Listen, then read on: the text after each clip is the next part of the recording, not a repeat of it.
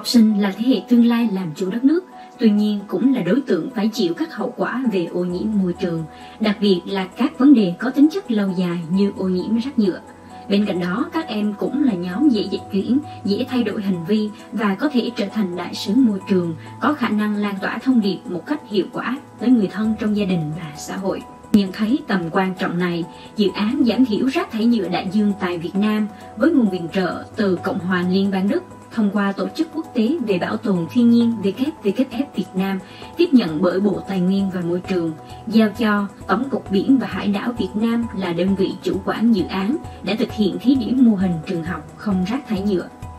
Được bắt đầu từ năm 2020 cho đến nay, mô hình được triển khai cùng với sự hỗ trợ và chỉ đạo của Phòng Tài nguyên và Môi trường, Phòng Giáo dục và Đào tạo quận Thanh Khê tại 6 điểm trường trên địa bàn quận Thanh Khê, thành phố Đà Nẵng, cùng với tư vấn kỹ thuật từ Trung tâm Xây dựng Năng lực Thích ứng CAB.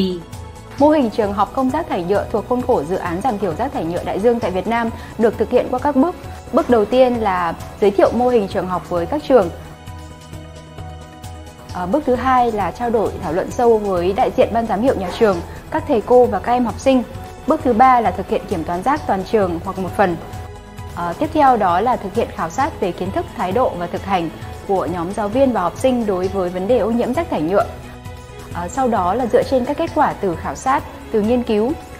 kiểm toán rác thì sẽ xây dựng kế hoạch hành động cho các trường học và cuối cùng chúng tôi sẽ hỗ trợ để thành lập tổ công tác,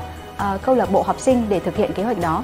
Dự án trường học không rác thải nhựa được thực hiện tại các trường như trường tiểu học Bế Văn Đàn, Lê Văn Tám, trường trung học cơ sở Nguyễn Thị Minh Khai, Phan Đình Phùng, Trương Văn An, Nguyễn Trãi đã trở thành sự quan tâm hàng đầu của các thầy cô và các em học sinh.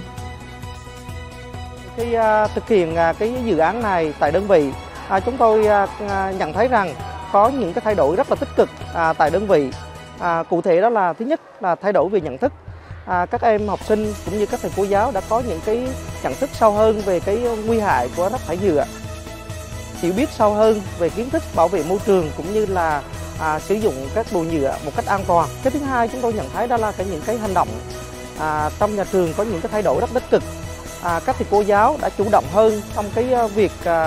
tích hợp lồng ghép vào giáo dục cho các em học sinh trong các bài học chính khóa. Đối với các em học sinh thì các em đã có những cái thói quen phân loại rác ngay từ lớp học.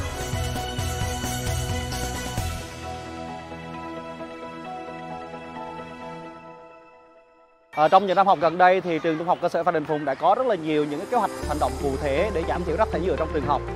Đối với học sinh thì nhà trường đã ban hành cái bộ tiêu chí thi đua giữa các chi đội. Cái nội dung thứ hai thì nhà trường cũng đã tổ chức được nhiều lớp tập huấn cho câu lạc bộ kỹ năng mầm non. Ở trong đó thì có xây dựng các cái tiểu phẩm tuyên truyền về bảo vệ môi trường, về giảm thiểu rác thải nhựa và tác hại của rác thải nhựa đối với cuộc sống của các em trong cuộc sống hàng ngày. Và bên cạnh đó thì những em trong câu lạc bộ thì cũng có được tập huấn về cái tác hại của rác thải nhựa để từ đó các em có thể rằng là về tuyên truyền lại cho các bạn ở trong lớp mình. Và mỗi em học sinh thì được nhà trường tập huấn thì các em sẽ là một tuyên truyền viên nhí ở hộ gia đình. Còn đối với căng tin thì nhà trường cũng ban hành một cái quy định tuyệt đối không được sử dụng ly nhựa dùng một lần, bán các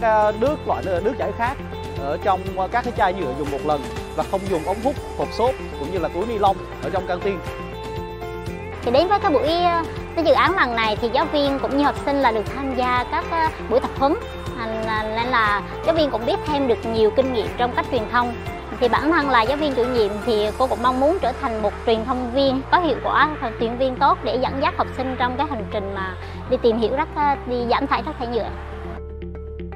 Mô hình được xây dựng lấy học sinh làm trung tâm, vì thế các em học sinh được chủ động tham gia, xây dựng và vận hành các câu lạc bộ không rác thải nhựa. Chính các em cũng đã trở thành những tuyên truyền viên nhí trong các hoạt động, buổi truyền thông tại nhà trường và gia đình.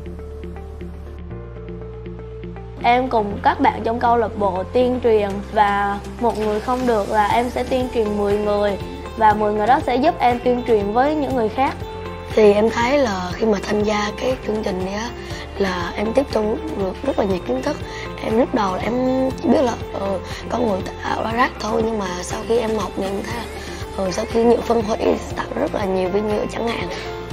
Dạ, trong thời gian tới thì em và các bạn trong câu lạc bộ định sẽ là tuyên truyền nhiều hơn về các bạn với cái việc mà không nên xả rác, và nói cho các bạn biết về cái nguy cơ và cái tác hại của việc xả rác nó như thế nào. Giáo dục học sinh để các em hiểu về nhựa và tác động của ô nhiễm rác thải nhựa, cũng như hướng dẫn các kỹ năng truyền thông để giúp các em nâng cao kiến thức, thay đổi thái độ, thực hành và lan tỏa các thông điệp tích cực sẽ là điều kiện tiên quyết nhằm hướng đến một tương lai không còn rác nhựa trong thiên nhiên. Cùng hành động để xây dựng nhiều hơn nữa những trường học không rác thải nhựa tại Việt Nam.